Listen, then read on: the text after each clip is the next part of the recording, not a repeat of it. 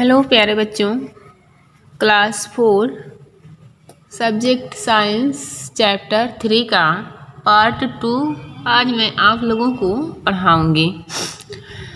Part 1 में मैंने आप लोगों को जली पौधे के बारे में बताया था और पार्ट 2 में मैं आप लोगों को भूमि पर उगने वाले पौधों को बताऊंगी। ठीक है, जैसे जो पेड़ पौधे भूमि पर उगते हैं, चाहे वो समुद्र में हो, चाहे समुद्र के किनारे उगते हों या पर्वतीय स्थानों पर या मरुस्थलीय स्थानों पर, ऐसे उगने वाले जो पेड़ पौधे होते हैं वह भूमि पर उगने वाले पेड़ पौधे होते हैं। तो पहला, इन्हें हम कई भागों में विभक्त किए हैं। ठीक है, इन्हें हम कई भागों में विभक्त किए हैं। पहला है समुद्र के किनारे उगने वाले पौधे। ठीक है, समुद्र के किनारे उगने वाले पौधे। समुद्र के किनारे दलदली भूमि पर मैंग्रोव प्रजाति के पौधे उगते हैं। चिकनी मिट्टी होने के कारण इनकी जड़ें श्वसन नहीं कर पाती, अतः इनकी जो जड़ें होती हैं वह भूमि से बाहर निकलकर श्वसन करती हैं। जो पेड़ पौधे समुद्र के किनारे उगते हैं, समुद्र के किनारे कैसा होता है? चिकना होता है। ठीक है, कैसे होते हैं? वहाँ की जो मिट्टी होती है चिकनी मिट्टी होती हैं, उनके कारण जो जड़ें होती हैं वह श्वसन नहीं कर पाती हैं। ठीक है, श्वसन नहीं कर पाती हैं, इसलिए जो उनकी जड़ें होती हैं वह श्वसन करने के लिए वह भूमि के ऊपर निकलती हैं। ठीक है, ऊपर या बाहर निकलकर, भूमि के बाहर निकलकर वह श्वसन क्रिया करती हैं। जैसे कि नारियल का पेड़ हुआ, ताड़ का पेड़ हुआ, काली मिर्च हुआ आदि समुद्र किनारे गर्म और नम स्थानों पर उगने वाले पौधे हैं। यहाँ पर देखिए दिया है अस्मरणीय पौधे भूमि पर सजीवों का सबसे बड़ा भाग है। सबसे बड़ा सजीव एक्यूओइया नामक पौधा है। यह कैलिफोर्निया में पाया जाता है। इसकी ऊंचाई 83 मीटर तथा चौड़ाई 24 मीटर है। इसे जनरल सरमैन भी कहा जाता है। ठीक है, जो एक्यूओइया नामक पौधा है वह सबसे बड़ा सजीव पौधा है। ठीक है, यह कहाँ पाया जाता है? यूएसए के कैलिफोर्निया नामक स्थान पे पाया जाता है। जो इसकी ऊंचाई होती है 83 मीटर और जो चौड़ाई होती है 24 मीटर होता है। इसे हम कहते हैं जनरल सरमैन भी कहते हैं। ठीक है, अब हम देखिए जैसे चाय के पौधे पर्वतीय ढालों पर उगाए जाते हैं। इनकी जड़ों में जल रुकने से ये सूख जाते हैं। चाय का पौधा एक झाड़ी के रूप में होता है। पौधों भारत में असम और दार्जिलिंग में चाय के पौधे उगाए जाते हैं। चाय की पत्तियों को सुखाकर चाय बनाई जाती हैं। ठीक है, जो चाय के पौधे होते हैं वह कहाँ उगते हैं? पर्वतीय ढालों पे उगाए जाते हैं। ठीक है, जो चाय के पौधे होते हैं वो कहाँ उगाए जाते हैं? पर्वतीय ढालों पे उगाए जाते हैं, क्योंकि इनकी जो जड़ें होती हैं, यदि जड़ों में अगर पानी रुक जाता है तो उनकी जड़ें क्या होती हैं? सूख जाती हैं। ठीक है, इनकी जड़ें क्या हो जाएंगी? सूख जाएंगी, इसलिए इन्हें हम पर्वतीय ढालों पर उगाते हैं। ठीक है, सबसे ज़्यादा चाय का उत्पादन असम में होता है। ठीक है, सबसे ज़्यादा चाय का उत्पादन किस राज्य में होता है? असम राज्य में होता है। ठीक है, जो इनकी पत्तियों को सुखाकर हम क्या बनाते हैं? चाय बनाते हैं। ठीक है, इनकी जो पत्तियां होती हैं उन्हें हम सुखाकर क्या बनाते हैं? चाय बनाते हैं। अब दूसरा हमारा है पर्वतीय पौधे। ठीक है, जो पेड़ पौधे पर्वतीय वाले स्थानों पे उगाए होते हैं उन्हें हम क्या कहते हैं? पर्वतीय पौधे कहते हैं। पर्वतों के किनारे उगने वाले पौधे पर्वतीय पौधे कहलाते हैं। यह सामान्यतः पाइस या कोनिफर्स उगते हैं। इनकी पत्तियां नुकीली होती हैं। इनके फूलों के स्थान पर कोन उगते हैं। ऐसी आकृति इन्हें ठंड से बचाती है।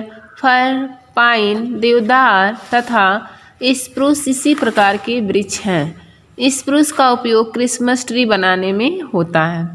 जो पर्वतीय पौधे होते हैं, जो पर्वतों के किनारे उगने वाले पौधे होते हैं उन्हें हम पर्वतीय पौधे कहते हैं।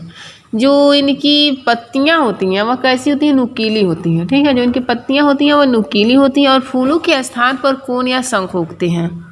ठीक है, ऐसी आकृति जो होती है वह क्या करते हैं? वह पेड़ पौधों को ठंड से बचाते हैं। ठीक है, किससे बचाते हैं? ठंड से बचाते हैं। जैसे कि चीड़ का पौधा हुआ, फर हुआ, देवदार हुआ, स्प्रूस हुआ, इस प्रकार के जो पौधे हैं वह पर्वतीय पौधे होते हैं और जो इनकी पत्तियां होती हैं वह कैसी होती हैं? नुकीली होती हैं। जो स्प्रूस नामक पौधा होता है उसका उपयोग हम क्रिसमस ट्री बनाने में करते हैं। ठीक है, इसका प्रयोग किस में किया जाता है? क्रिसमस ट्री बनाने में किया जाता है। अब है तीसरा है सामान्य भूमि पर उगने वाले पौधे। ठीक है, सामान्य भूमि पर उगने वाले पौधे क्या होते हैं? जो जैसे कि जो पीपल है, आम का पेड़ है, शीशम है, ये सब जो पेड़ पौधे होते हैं बहुत बड़े होते हैं और ये कहाँ पे उगते हैं? सामान्य भूमि वाले पौधे पर उगते हैं। इनमें पीपल, शीशम, बरगद तथा एवं आम आदि बड़े वृक्ष आते हैं। इनकी जड़ें लंबी तथा शाखाएं घनी होती हैं। धान, सरसों, सूरजमुखी एवं गेहूँ आदि सामान्य भूमि पर उगने वाले पौधे हैं। सामान्य भूमि पर जैसे जहाँ हम लोग रहते हैं, जीव जंतु रहते हैं, जीव जंतु पर्वतीय स्थानों पे भी रहते हैं, लेकिन ये सामान्य भूमि पर जहाँ पे समतल भूमि हो, कोई मरुस्थल ना हो, कोई पर्वतीय वहाँ पे पर्वत ना पाए जाते हो, ऐसे स्थानों पर जो पेड़ पौधे उगते हैं वह सामान्य भूमि वाले पेड़ पौधे होते हैं। जैसे कि आम का वृक्ष हुआ, पीपल हुआ, शीशम हुआ, ये सब बहुत बड़े वृक्ष हैं। बरगद का पेड़ हुआ, ये सब कैसे हैं? बहुत बड़े वृक्ष हैं और जो इनकी जड़ें होती हैं वो बहुत लंबी होती हैं और इनकी जो शाखाएं होती हैं वो कैसी होती हैं? बहुत घनी होती हैं। ठीक है, ये सब इस तरह के पेड़ पौधे कहाँ उगते हैं? सामान्य भूमि वाले सामान्य भूमि पर उगते हैं। जैसे धान हुआ, सरसों हुआ, सूरजमुखी है, ये सब कैसे पौधे हैं? छोटे पौधे हैं। ठीक है, और ये भी कहाँ पे उगते हैं? सामान्य भूमि पर उगने वाले पौधे हैं। चौथा आपका है मरुस्थलीय पौधे। ठीक है, चौथा क्या है? मरुस्थलीय पौधे। मरुस्थलों में जल की कमी रहती है, इसी कारण यहाँ की वनस्पतियों में पत्तियाँ नहीं पाई जाती हैं। पत्तियाँ न होने से पौधों में होने वाला वाष्पोत्सर्जन कम हो जाता है। भोजन बनाने का काम इनका तना करता है। यह मांसल एवं हरा होता है। भोजन संग्रह कर यह मोटा हो जाता है। जो मरुस्थलों में जल की कमी हो, क्या होता है? मरुस्थल में क्या होता है? जल की कमी होती है। ठीक है, मरुस्थल में क्या होता है? जल की कमी होती है, जिसके कारण यहाँ की जो वनस्पतियाँ होती हैं उनमें पत्तियाँ नहीं पाई जाती हैं। ठीक है, मरुस्थलों में जल की कमी होती है, जिसके कारण जो यहाँ की वनस्पतियाँ पाई जाती हैं, मरुस्थलीय स्थानों पर वनस्पतियाँ पाई जाती हैं, उनमें क्या नहीं होती हैं? पत्तियाँ नहीं होती हैं। और पत्तियाँ ना होने के कारण जो पेड़ पौधों में वाष्पोत्सर्जन की क्रिया होती है वह बहुत कम होती है। लेकिन जो जिस पेड़ पौधे में पत्तियाँ पाई जाती हैं, पत्तियों की निचली सतह पर क्या पाया जाता है? स्टोमेटा पाया जाता है। छोटे छोटे रंध्र होते हैं, जो उसी रंध्र के कारण क्या होता है? वाष्पोत्सर्जन की क्रिया होती है। परंतु मरुस्थलीय वनस्पतियों में पत्तियाँ नहीं पाई जाती हैं, जिसके कारण क्या होता है? वाष्पोत्सर्जन की क्रिया कम होती है। ठीक है, और यह अपना भोजन तना के रूप में तना करता है। इनका जो भोजन बनाने का काम होता है वह कौन करता है? तना करता है। यह मांसल एवं हरा होता है। भोजन संग्रह कर यह मोटा हो जाता है। ठीक है, जो इनकी तना होती है उसमें भोजन संग्रह होता है, जिसके कारण तना क्या होता है? मोटा हो जाता है। जैसे कि नागफनी गिद्ध हुआ, थूहर हुआ, ये सब कैसे पौधे हैं? मरुस्थलीय पौधे हैं। अब आपका है कीटभक्षी पौधे। पांचवा आपका है कीटभक्षी पौधे।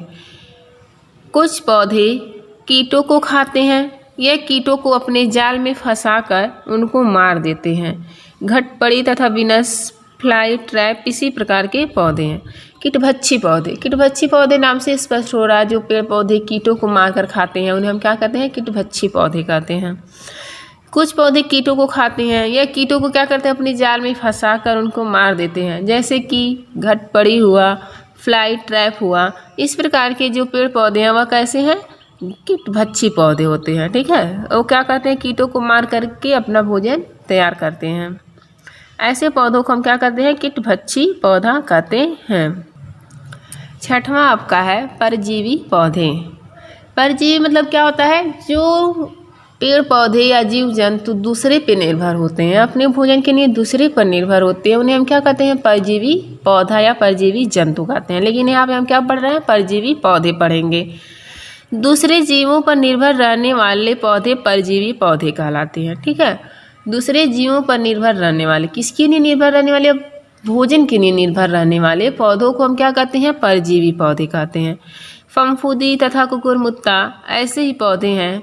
परजीवी पौधे का रंग हरा नहीं होता है। ठीक है, जो परजीवी पौधे होते हैं उनके जो पत्तियां होती हैं या जो पौधे होते हैं वह हरा नहीं होता। क्यों? क्योंकि उनमें क्लोरोफिल नामक पदार्थ नहीं पाया जाता है, इसलिए वह अपना भोजन नहीं बना पाते हैं और वह अपने भोजन के लिए कहाँ दूसरे पेड़ पौधे पर निर्भर रहते हैं।